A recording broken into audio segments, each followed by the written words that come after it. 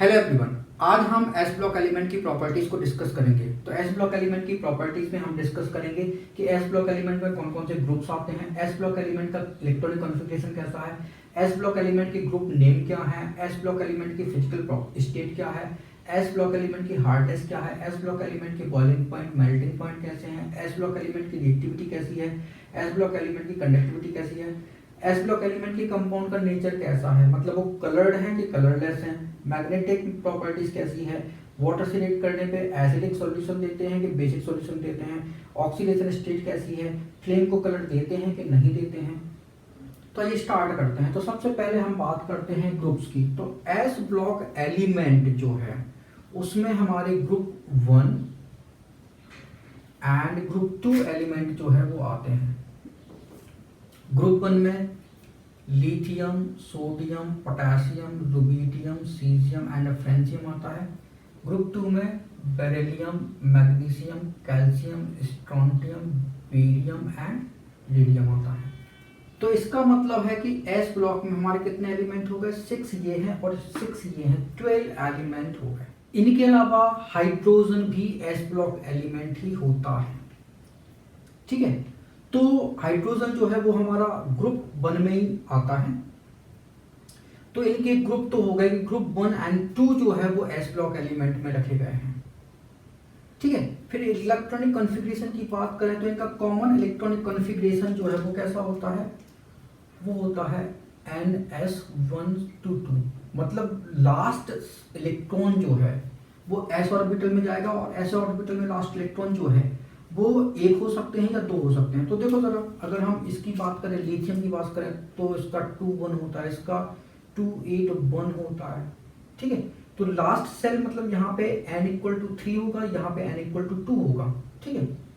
और s में यहाँ पे क्या है, 1 इलेक्ट्रॉन है। और इसकी बात करें तो ये होगा 2 2, ये होगा 2 8 2 कॉन्फ़िगरेशन। तो इसका मतलब है कि n इसके लिए 3 है, थर्ड सेल है, यहाँ पे आउटर सेल जो है वो सेकेंड है, ठीक है। तो n यहाँ पे 3 है, n यहाँ पे कितना है, 2 है। तो और s में कितने इलेक्ट्रॉन है, 2 इलेक्ट्रॉन है। तो कॉमन इलेक्ट्रॉनिक कॉन्फ़िगरेशन क्या होता है, NS122। मतलब कि s ऑर्बिटल में आपको 1 इलेक्ट्रॉन होगा या 2 इलेक्ट्रॉन होंगे। अगर 1 इलेक्ट्रॉन है तो वो ग्रुप 1 का एलिमेंट है, अगर 2 इलेक्ट्रॉन है तो वो ग्रुप 2 का एलिमेंट है, ठीक है। क्लियर हो गया। फिर ग्रुप नेम की बात आती है। तो जो हमारा ग्रुप 1 है इसको हम बोलते हैं एल्कली मेटल्स, ठीक है। तो ग्रुप 1 जो है इनको हम एल्कली मेटल्स बोलते हैं और ग्रुप 2 को हम बोलते हैं एल्कलाइन अर्थ मेटल, ठीक है। तो ये हमारे एल्कलाइन अर्थ मेटल्स कहलाते हैं। एल्कली मेटल क्यों बोलते हैं, क्योंकि ये वाटर के साथ क्या बनाते हैं, एल्कली बनाते हैं। एल्कली मतलब होता है वाटर सॉल्युबल बेस, मतलब इनके बेस जो है वो कैसे होते हैं, वो वाटर में सॉल्युबल होते हैं। इनको हम एल्कलाइन अर्थ मेटल क्यों बोलते हैं, क्यों, क्योंकि इनके जो बेस होते हैं वो कैसे होते हैं, वाटर में सॉल्युबल होते हैं और ये जो है वो अर्थ में मिलते हैं हमको। तो अर्थ में कंपाउंड के फॉर्म में मिलते हैं। फॉर एग्जाम्पल कैल्शियम जो है वो कैल्शियम कार्बोनेट के फॉर्म में जो है वो मिलता है, रॉक्स के फॉर्म में मिलता है, ठीक है। तो इसलिए इनको हम एल्कलाइन अर्थ मेटल बोलते हैं। तो ये हो गया, ये हो गया, ये हो गया। अब फिजिकल स्टेट की बात करें तो चूंकि ये सारे के सारे कैसे हैं, मेटल हैं, तो इनकी फिजिकल स्टेट कैसी है, सॉलिड है, एक्सेप्ट हाइड्रोजन। हाइड्रोजन कैसा होता है, वो गैसियस स्टेट में होता है, ठीक। तो सारे के सारे एलिमेंट कैसे होते हैं, सॉलिड होते हैं, except hydrogen. Hydrogen gaseous state में होता है।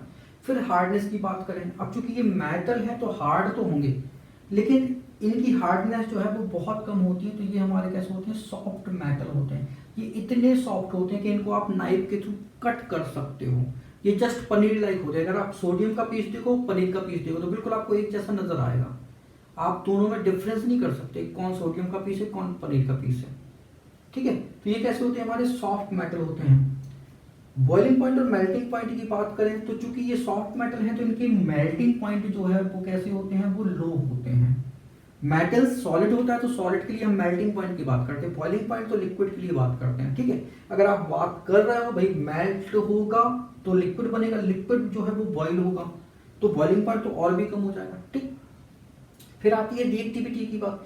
तो ये हाईली रिएक्टिव होते हैं, क्यों, क्योंकि इनके बैलेंस सेल में 1 इलेक्ट्रॉन होता है या बैलेंस सेल में 2 इलेक्ट्रॉन होते हैं। यहाँ पे 1 इलेक्ट्रॉन है, यहाँ पे 2 इलेक्ट्रॉन है। तो इसकी रिएक्टिविटी, ये जो ग्रुप 1 है इसकी रिएक्टिविटी जो है वो ग्रुप 2 के एलिमेंट की रिएक्टिविटी से ज़्यादा है। ठीक है, तो ये कैसे होते हैं, ये हाईली रिएक्टिव होते हैं। क्यों? क्योंकि अगर बैलेंस सेल में 1 इलेक्ट्रॉन हो या 2 इलेक्ट्रॉन हो या 3 इलेक्ट्रॉन हो तो उनकी रिएक्टिविटी ज़्यादा होती है। ठीक है, 1 इलेक्ट्रॉन हो तो बहुत ज़्यादा, 2 इलेक्ट्रॉन हो थोड़ी सी कम, 3 इलेक्ट्रॉन हो तो थोड़ी और कम। तो रिएक्टिविटी कैसी होती है, इनकी हाई होती है। चूंकि ये इलेक्ट्रॉन को इजिली डोनेट कर देते हैं, इलेक्ट्रॉन को इजिली निकाल देते हैं, इस कारण ये हमारे कैसे होते हैं, रिड्यूसिंग एजेंट होते हैं, पावरफुल रिड्यूसिंग एजेंट।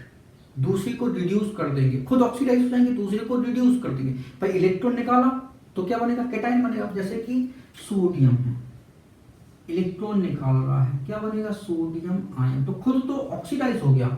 अब ये इलेक्ट्रॉन जो भी गेन करेगा, फॉर एग्जाम्पल क्लोरीन ने इलेक्ट्रॉन को गेन किया तो ये क्या बना, Cl नेगेटिव। तो ये क्या हो गया, इसका रिडक्शन हो गया। तो इसका रिडक्शन हो गया और इसका हो गया ऑक्सीडेशन।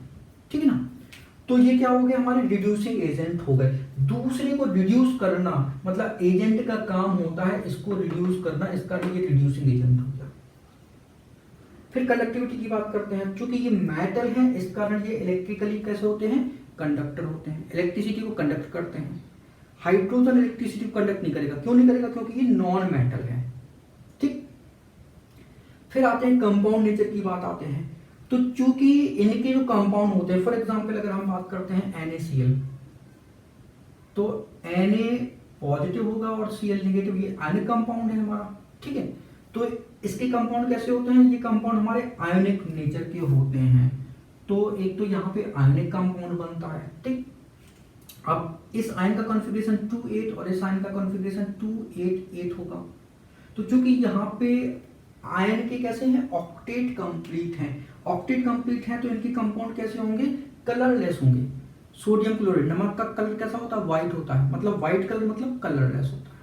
ठीक है, जो आपका सोडियम कार्बोनेट कैसा होता है, व्हाइट कलर का होता है। तो इनके कंपाउंड कैसे होते हैं, व्हाइट कलर के होते हैं, कलरलेस होते हैं। फिर मैग्नेटिक प्रॉपर्टीज की बात करें तो चूंकि ऑक्टेट कंप्लीट है, अनपेयर्ड इलेक्ट्रॉन 0 है, अनपेयर्ड इलेक्ट्रॉन एब्सेंट है, इस कारण ये जो है वो हमारा कैसा होगा, वो डायामैग्नेटिक होगा।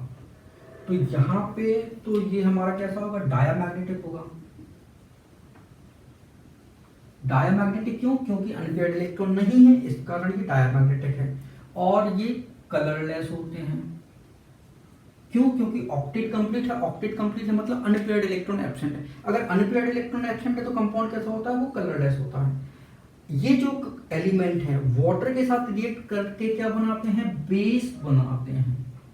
और ये बेस वाटर में सॉल्युबल होता है, इस कारण इनके बेस को हम क्या बोलते हैं, एल्कली बोलते हैं। ऑक्सीडेशन स्टेट की बात करें तो ये ग्रुप 1 जो है, ग्रुप 1 के एलिमेंट की ऑक्सीडेशन स्टेट कैसी होती है, वो +1 होती है और ग्रुप 2 के एलिमेंट की +2 होती है। ठीक है, तो इनकी ऑक्सीडेशन स्टेट कैसी होती है, फिक्स होती है। ग्रुप 1 की +1 फिक्स है, ग्रुप 2 की +2 फिक्स है।